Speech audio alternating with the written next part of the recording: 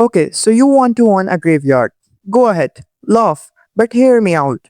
Because in the next 10 minutes, you are going to realize that the person who owns the land where dead people sleep might be making more money than your entire neighborhood combined.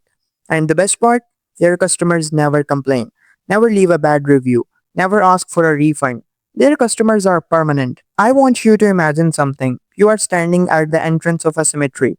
Iron gates, old stone walls, rows, and rows of headstones stretching further than you can see. Maybe it's early morning, mist on the ground, quite obviously. Now stop thinking of this as a place of mourning.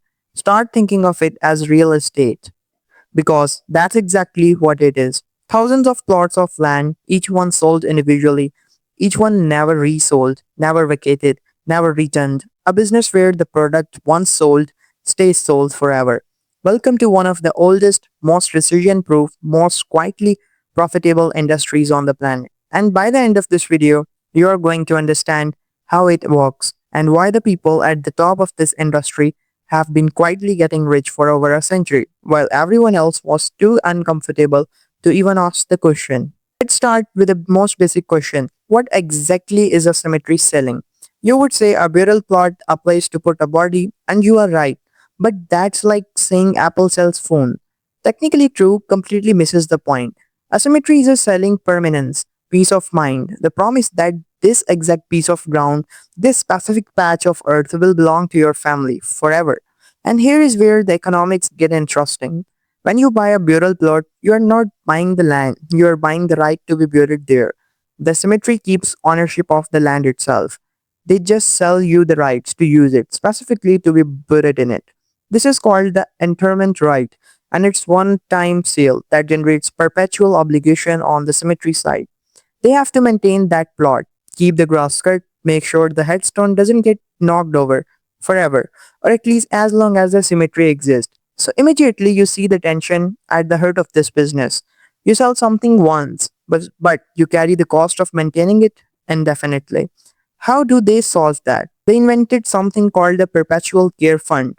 Every time a cemetery sells a burial plot, a percentage of that sale, usually somewhere between 10 and 25% depending on the state, goes into a locked trust fund, not the operating account, a separate fund that the cemetery legally cannot touch for day-to-day expenses. This fund sits there invested, growing, and the interest it generates is what pays for the long-term maintenance of the cemetery, the groundskeeping, the upkeep, the infrastructure, essentially forever. It's one of the most elegant financial structures in any industry. The customer fund their own maintenance in perpetuity from the moment of purchase. But plot sales are just the beginning. You just lost someone you love. You are sitting across a desk from a funeral director or a cemetery sales representative. You are grieving, you are exhausted, you have not slept, and this person very calmly, very professionally starts walking you through your options. Burial plot, check. Opening and closing fee, that's what they charge to actually dig the grave and fill it back in anywhere from $600 to over $3,000 depending on the cemetery. Grave liner or burial vault required by most cemeteries to prevent the ground from sinking over time. Another $1,000 to $10,000. Headstone or grave maker. $1,000 on the low end, custom monuments will be around 10,000 to 20,000, easily more. Perpetual care contribution, already built into the price but presented as a separate line item to make it feel like you are doing something meaningful. And then here is the one that catches almost everyone off guard. Pre-need sales. Pre-need is when a cemetery sells burial plots, funeral packages and services to people who are still very much alive. Like you are 55 years old, healthy, and a cemetery sales rep knocks on your door, or you see an ad and they pitch you on locking in today's prices before they go up. And people buy it by the millions. In the United States alone, the pre-need funeral and cemetery market is worth tens of billions of dollars. Cemeteries collect payment today for services they won't deliver for potentially decades. That money goes into another trust fund, the pre-need trust, and sits there invested, generating returns while the cemetery waits. When you die, they draw from the trust to cover the cost of the burial, whatever the investment returns generated above the actual cost of the service. The cemetery keeps it. It is, and I want you to really sit with this, a business that profits from investing money it collected for further deaths. Let that settle. Now, Here is the part of this story that most people completely miss. And it's the part that makes cemetery economics genuinely unlike any other real estate business on the planet. Normal real estate turns over. Someone buys a house, lives in it for 10 years, sells it, and someone else moves in. The land gets reused. It generates value multiple times over multiple transactions. A cemetery plot sells one, and then it's done. That piece of ground is occupied. It doesn't generate another sale. The cemetery cannot go back to the family in 30 years and say, hey, we would like to sell this plot to someone else now. So the entire business model depends on one thing, having more land to sell. A cemetery is essentially a finite product business in a permanent location. Once you have sold every plot, your primary revenue source is gone. You are left with the services, grave maintenance, headstone cleaning, memorial services. But the big money, the plot sales, is over. This is why the largest cemetery operators in the world are obsessed with land, not the graves. The land adjacent to the graves, the expansion parcels they buy quietly over decades, the buffer zones around existing cemeteries that nobody else wants to develop. Because here's the thing about the cemetery land, nobody wants to live next to one, which means it's cheap to acquire.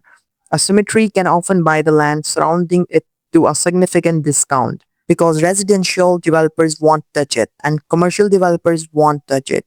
And then the cemetery, over the next 50 to 100 years, converts that cheap land into premium burial plots sold at several $1,000s each.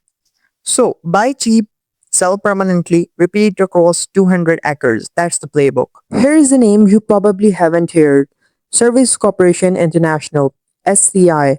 Over 1,900 funeral homes, nearly 500 cemeteries, $4 billion in revenue from death alone. And they didn't build any of it from scratch. They just brought struggling family on cemeteries, brought in corporate management, and turned them into pre-need selling machines. Multiply that by 500 locations, and that's how you build a death empire. What businesses survive a recession? Healthcare, groceries, utilities? Add cemeteries to that list. Nobody postpones dying because interest rates went up. That is the most inelastic demand in human history. And with 76 million baby boomers aging right now, the cemetery industry is quietly sitting on a demographic wave that is mathematically certain to arrive. They have been preparing for decades. You just never noticed. So the next time you drive past a cemetery, don't see a graveyard. See the real estate that never turns over. Customers who never leave. A business that funds its own future forever. The people who own graveyards are not morbid. They are just very quietly, very patiently running one of the most elegant businesses ever built. And now you know exactly how it works. Hit subscribe if you want more industries hiding in plain sight. I will see you in the next one.